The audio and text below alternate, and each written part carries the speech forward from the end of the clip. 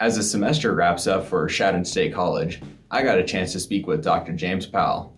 We discussed how students and faculty responded to remote learning, what advice Powell has for students feeling uncertain during these times, and how CSC plans to go about classes in the fall semester. All right, well, thanks for joining us as I'm here with Vice President of Academic Affairs, Dr. James Powell. Yeah, most people call me Jim, but that's okay. And so the first question I have for you is, how do you think students and faculty responded to the remote learning process? I'll start with the faculty. I have been astounded. And I should say that because this is one of the best faculties I've ever been around. So I should have known that they would rise to the occasion, but they have gone so far above and beyond. You've got the music program where he's got the choral program. I don't know, if you want to do a cool one, go talk to Joel Schrager. They've been recording individually on their iPhones, at home, on the laptop, and then he blends it all together, and they've been practicing and recording. Yeah, I believe I've seen a few clips on SoundCloud. Yeah. And you got that, you've got an art program that has worked really hard, but I think the faculty have just been phenomenal. They've stepped up, they've made sure that the students come first, that the learning takes place. I mean, that was the key, is that it's not going to be the same, but we have to still meet the same objectives. And I don't know about your courses, but that's been the intent, is to say, it's not the same as coming face-to-face, but it's going to be, we will be able to say, you have learned what we wanted you to learn. Obviously, our online, nothing changed. When we first started talking about, well, what if we have to pivot to all online? I got a hold of Anberg in IT and I said, so what's the number? What do the numbers look like? And well over 90, it was around 96 or 97% of the faculty had done something online.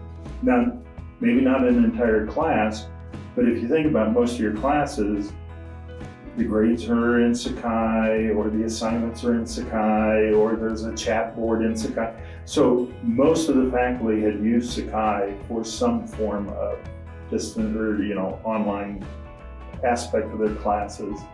And about 97% of the students had taken an online course. Yeah. And so, for the students, the biggest problem we've run into is those that went home and hit a spot where technology was a problem or equipment was a problem, and we've worked through those as best we can on a case-by-case basis. So we didn't call it distance learning for a reason. We called it remote learning because some people chose to not do Zoom classes or synchronous online. I mean, everybody then had the flexibility to say, okay, this is how I need to structure my class to make this work. So yeah, interesting. Yeah.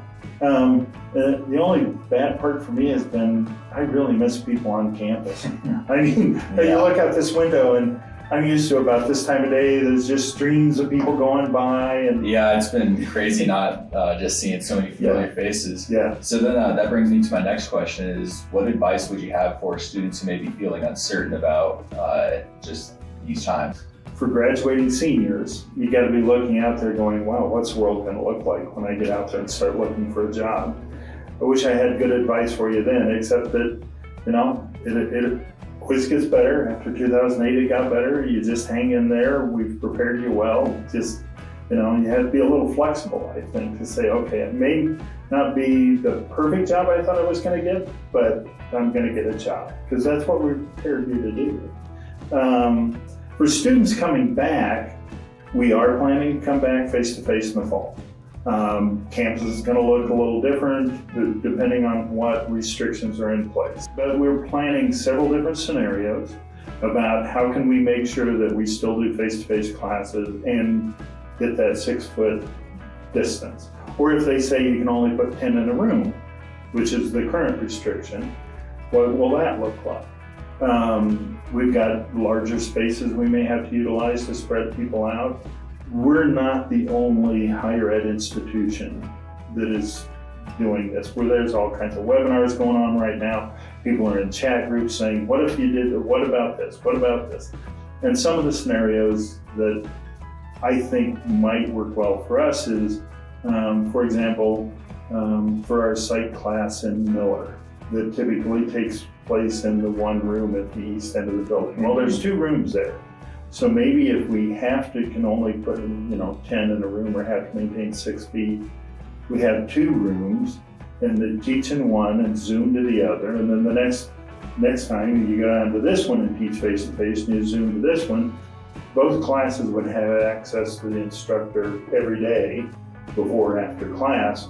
You just wouldn't see them one day out of the 2. Yeah. That makes sense. I mean, we could do that. It's minimal disruption.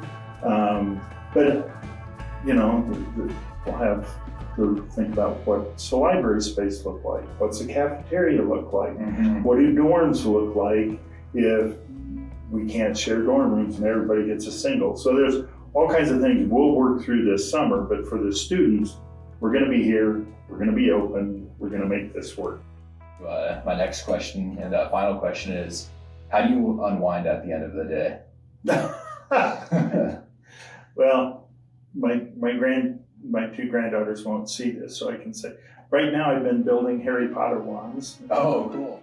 I do woodworking a lot. I'm either fishing or woodworking is what I like to do. So that's interesting. Yeah, I'm fascinated with old tools. So I like draw knives, spoke shades, adze. I've got an adze and I've got a fro and all the old tools. So I thought, you know what? I've got some cherry and maple and walnut stuff. So I used a fro and broke down some billets, and then I just used a spoke shave and started carving them. And so it's probably way more than. You gotta craft a Gandalf staff and bring it to graduation and say, this time you shall pass. I actually got a pretty close approximation. So I've made a lot of staves in my life, so yeah. I love it. Yeah.